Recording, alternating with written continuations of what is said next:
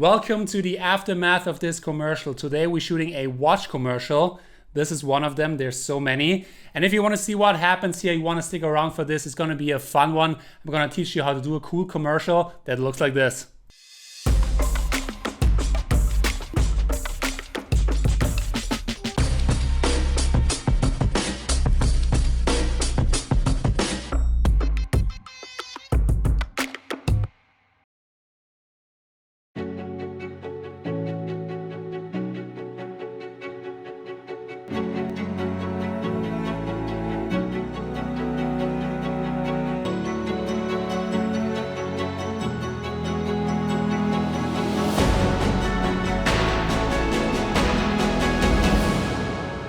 So before we jump into the different setups, I just want to say that this will be the last video for now that I'm recording in this studio. I'm moving back to Vancouver, Canada, and you're going to see a lot of more different angles, a lot of more different stuff, probably a new studio. So I'm really excited for that, and I hope you are too. And I just want to say it was really fun shooting in the studio. That's where my YouTube career started, and I'm really happy that it did. I'm just loving to create these videos for you guys and tutorials. I hope you find them valuable and you're learning something. And I just want to say I'm going to miss this studio, but I'm also excited for the new stuff that's coming, so stay tuned if you're interested. But let's jump into the first setup now and start the video. So for the blue watch, I'm using actually my computer monitor as a background, and I pulled this little ice layer from Storyblocks. It's basically ice cubes melting, and I put it on the background, and it looks really cool and it's really suiting to the theme I'm going for. And then I have this fake acrylic ice cubes here, and I just placed them around the watch, and this is on a rotating table, so I'm just gonna be able to let that rotate. And I have the camera sit on a tripod, and I have different positions, one over top, then one from here, and then I'm also using the probe lens to get a few close-up shots, and I'm just experimenting what looks good, and at the same time the footage is playing in the background, which makes a nice contrast. And I'm using one of these nanite power tubes to go over the watch and kind of make the lighting more interesting. And I found that the big one is way better than the small one because it gives a way softer light. I tried it with the small one first, but wasn't happy with the results, and I tried the big one, and it actually looks really good. And I'm just getting a few different angles and a few close-up shots to really get the mood in. And this is going to be also the opening shot, so I wanted a little bit more teasing. That's why I'm getting a lot of close-ups, and also keep the lighting a little bit darker and simple. That's why my style, and that's what I'm going for. And I really like how this setup is opening up the video. So for the silver watches, I got this reflective silver paper, and it looks really good because it's so glossy. And it's just placed on the rotating table here, the Lazy Susan. It's electronic and it spins around.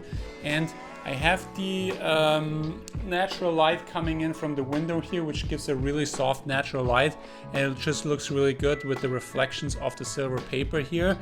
And then I have the Nanlite Compact 40 going over and just giving it a little bit of revealing light, and it's just a little bit of accent light that gives a nice added glow to the watch. And the camera is on a tripod. I'm switching between the Tamron 28 to 75, and then I also have my macro lens to get some close-up shots.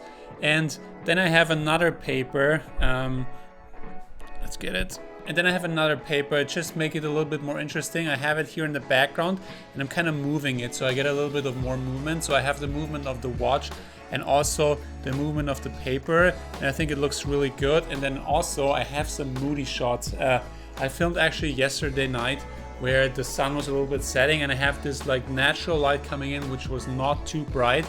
And it's a kind of like, I don't know if I'm still using them, but I have these moody shots to make it look really good on the camera. So I just filmed it, and not sure if I'm going for it because I really want to have like a little bit darker mood, and these shots might come in handy when I edit it together.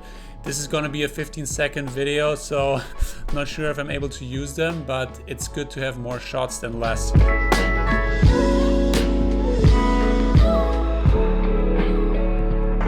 So for the gold shot, I actually built these plates here, and this is just cardboard plates with the golden foil around it. It's just a sticky foil and they look pretty good.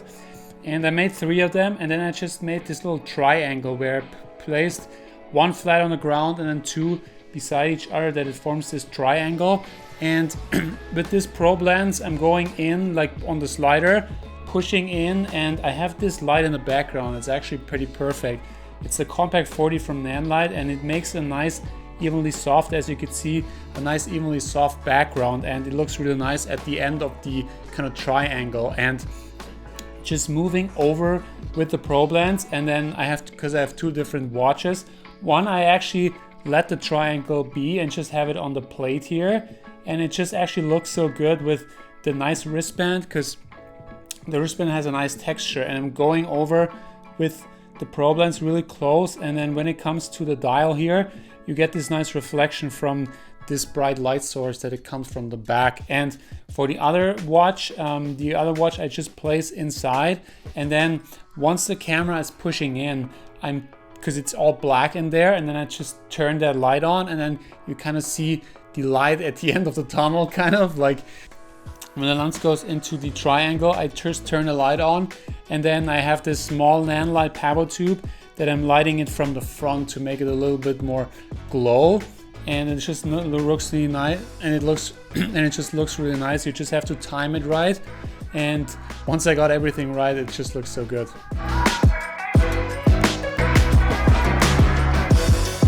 So for the rose gold, I actually put a pretty simple setup here. I just had this cardboard box, and I just taped the foil kind of to the table, and then just up there, and I get these nice wrinkles here. So I place the watch in between the wrinkles, and again with the slider and the different lenses, the probe lens and the 28 to 75, just going over, finding some nice angles.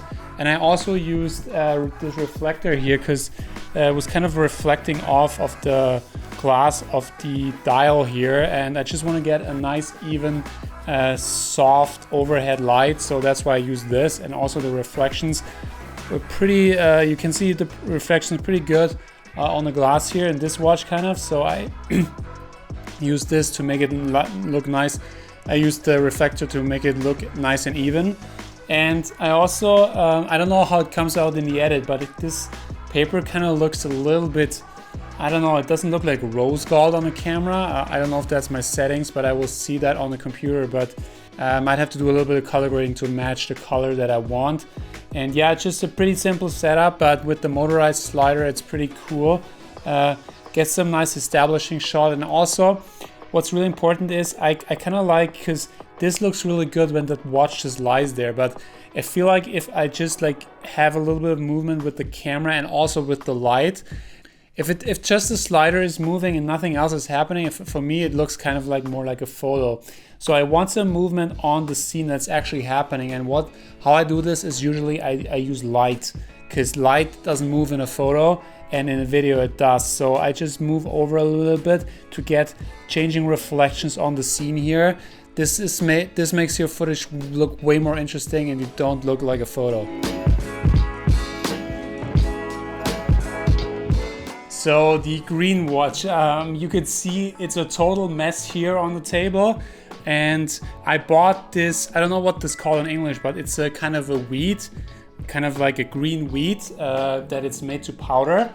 And I just placed the watch right into the powder. And before I had this idea in mind where I would hang the watch kind of from this little fishing line here, and then I would just throw the powder at it. But I don't know if that turned out that well. I did a few shots, and I think because everything is kind of like still in the commercial, this is maybe too much of like a, I don't know, like the commercial is kind of like pretty calm, I would say, and not that much like boom movement.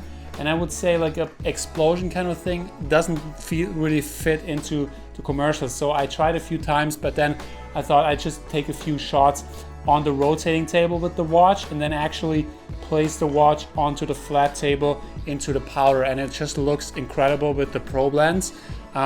Just did a couple of variety shot. I used the slider, and I'm just lighting it with the Nanlite Pavo tube, and I also used the mix panel here from Nanlite, and it just a nice overhead soft light. And also when I use the Pro Blends, you need a lot of light, so I utilize the daylight that's coming in from the window. That's a good source sometimes. So today it's cloudy and the brightness doesn't change as much. That's a good thing because you don't want to have the changing light all the time. And yeah, this is a pretty simple shot, but it looks really cool. If you have the elements that you need and you can get a variety of shots, it's really cool what you can come up with here in your home studio.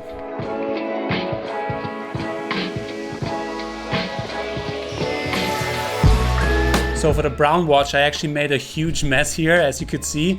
I built this custom, like these rocks here, and you can just like, it's an air drying kind of like rock thing, and then you just like, I rolled it out and then I just broke up these little pieces to make it look cool. And I actually use coffee to make it seem like it's the soil. And I'm just using a hair dryer to blow over the coffee. And then I have a few different shots here where the watch is covered underneath a mountain of that coffee here, and then just blowing it away with that hair dryer. And it kind of looks cool when everything is kind of in slow motion, shooting 120 frames per second on the A7 III, and just everything is blowing away in slow motion and reveals kind of the watch. It's a cool little technique to reveal stuff. And then I'm also going really close and blowing over the coffee. It looks really cinematic when you play that back in slow motion.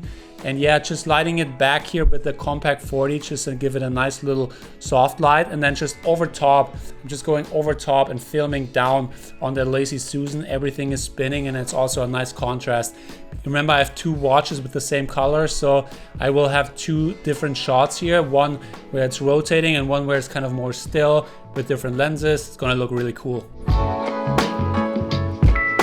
So for the ending shots, I'm just taking some photos here, and I have the two nail light power tubes on either side to give it a nice glow on the edge of the watch here. And then I have light panel lighting from the top here, and the camera just facing down and towards a black background that I'm gonna remove the background anyways, but it's easier if you have kind of the same color background to kind of key it out, and it's way easier to do it with photos than with video. And it's just easier to punch in and remove the dust with the photo. That's why I'm taking photos, and you also have higher quality than just video, because this can shoot 12-bit photos and only 8-bit video. It's pretty simple, but the big challenge is to get everything aligned, that just nothing moves but just the color of the color dial changes. But this is mostly going to be done in post. I just have to make sure that everything is kind of on the same distance here to make it easier, but I am having the markers on my camera that everything every watch is in the kind of the same place, and yeah, the rest is done in post. And also this is a good way to show off all the watches, all the colors at the end.